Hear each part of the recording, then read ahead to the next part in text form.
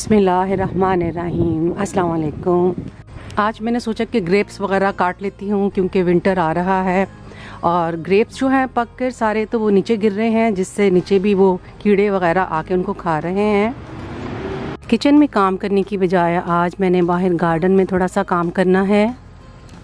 इसके अलावा मैंने कुछ हर्ब्स को भी पॉट में लगाना है क्योंकि पहले लगाए थे तो वो कुछ चल नहीं रहे हैं। जैसे थाइम है वो तो बिल्कुल जल गया है और इसलिए मैंने सोचा कि थोड़ा सा टैरागोन वगैरह लगा लेती हूँ। और एग्नो भी चल रहा है अंदर, तो चले वीडियो स्टार्ट करती हूँ। और मिंट भी लगाना है दोबारा से।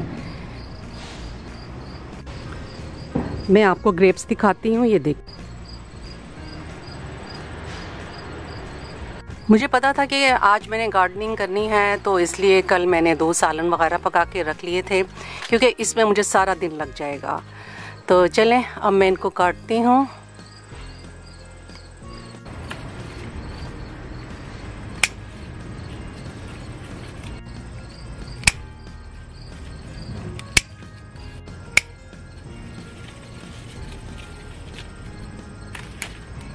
ये देखें, इसका जूस भी निकलना शुरू हो गया है।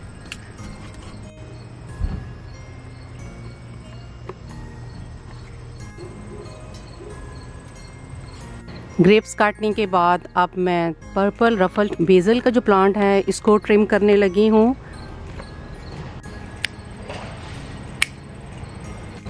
रास्पबेरी का जो प्लांट है इसको तो काटने का फ़ायदा इसलिए नहीं है कि इसका सारा फ्रूट मैंने उतार लिया था और इसके साथ इस कदर कांटे लगे हुए हैं कि इसके ऊपर कोई कीड़ा भी नहीं आता है। इसमें सुर्ख और स्याह 2 तरह की रास्पबेरी लगती है।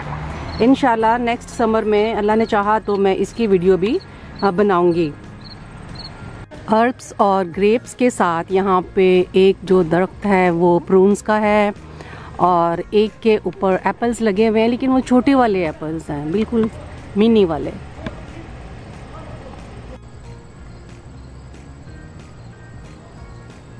चेरी का भी छोटा सा एक दरख्त है और आते ही मैंने उसकी सारी चेरीज उतार ली थी रेड कलर की।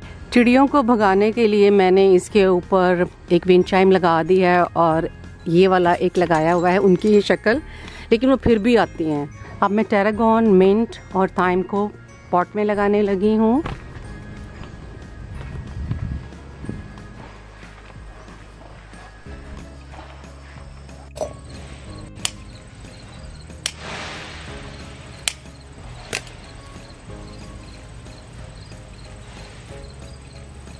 टैरागोन मुझे बहुत पसंद है इसलिए कि इसकी डंडियां काट कर सिर्फ नीचे से पत्ते उतार कर तो आप इसे पॉट में लगा लें।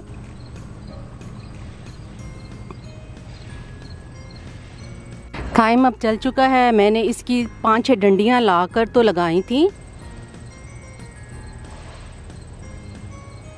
थाइम को भी नीचे से इसकी थोड़ी सी जो डंडियां है ना ये साफ कर देनी है। पत्ते और डंडी दोनों साफ करनी है और इसके बाद फिर इस तरह से करके तो फिर इसको मिट्टी में लगाना है। इतना इसको करके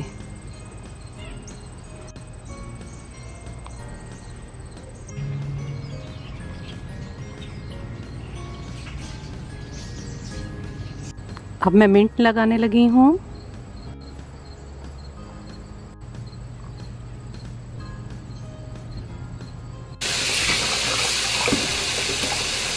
आरुगला भी मैंने उतारी है। इससे अब मैं अपने लिए एक सैंडविच बनाने लगी हूँ। एग फ्राई कर रही हूँ और उसके साथ ओट्स की ये ब्रेड है।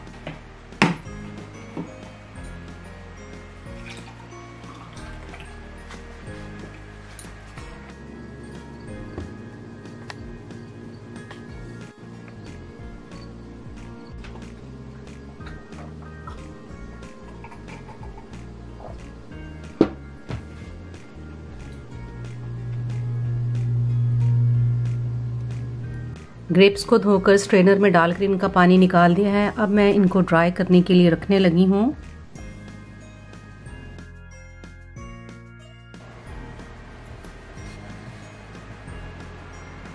रफल्ड बेसल को भी मैं ड्राई करने लगी हूँ और बाद में इसको पाउडर की तरह कर लूँगी। ये बिल्कुल वैसे ही बनेगा जैसे ऑरेगनो वगैरह होते हैं। ग्रेप्स को मैंने 2 दिन तक टेबल के ऊपर वैसे ही ड्राई किया है और उसके बाद फिर मैंने लो सा टेम्परेचर ओवन में लगाकर तो इसको 1 घंटे के लिए इसमें रख दिया था। और वो जो पर्पल रफल्ड बेसल को भी मैंने 2 दिन तक टेबल पर इसी तरह से रहने दिया था और अब सिर्फ उसको 30 मिनट के लिए मैंने ओवन में रखा था ग्रेप्स के साथ। ग्रेप्स को तो अभी टाइम चाहिए, 2 दिन तक मैं उनको इसी तरह से 1-1 घंटे के लिए ओवन में टाइम देती रहूंगी। लेकिन वो जो बेसल है वो रेडी हो गया है। अब मैं इसका पाउडर बनाने लगी हूँ।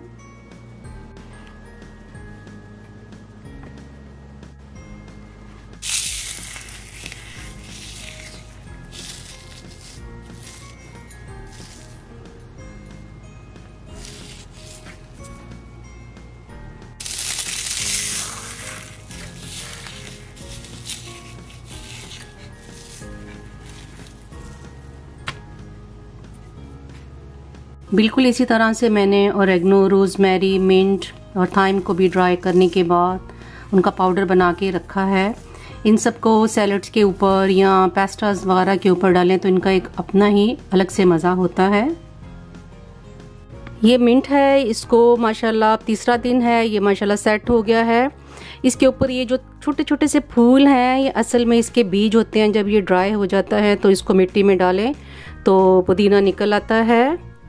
बेसल भी चल पड़ा है, 3 वीक पहले मैंने इसको पॉट में लगाया था। इसकी बहुत ही प्यारी सी खुशबू पूरे किचन में फैली हुई है। थाइम भी माशाल्लाह चल पड़ा है। रोज़मेरी भी माशाल्लाह ठीक है अभी तक तो।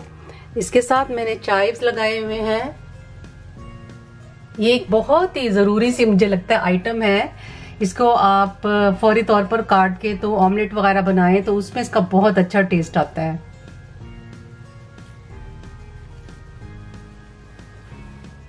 ऑरेगनो भी माशाल्लाह थोड़ा सा अपना आप ठीक कर रहा है, लेकिन इसके कुछ पत्ते मुरझा गए हैं।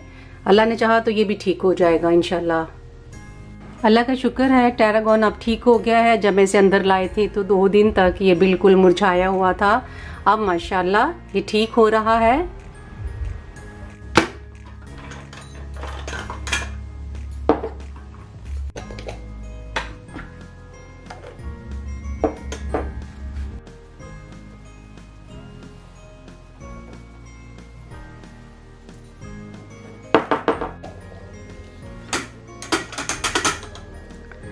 ये ऑरेगनो है, रोज़मेरी, थाइम और ये है बेसल और इसके साथ ये है सुमक।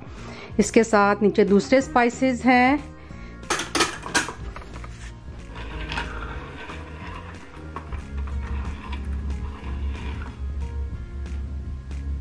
वीडियो देखने का बहुत शुक्रिया। अगर आपको मेरा चैनल पसंद आया है तो आप प्लीज़ सब्सक्राइब कीजिए, लाइक कीजिए, कमेंट्स भी कीजिए। अल्लाह हाफिज़।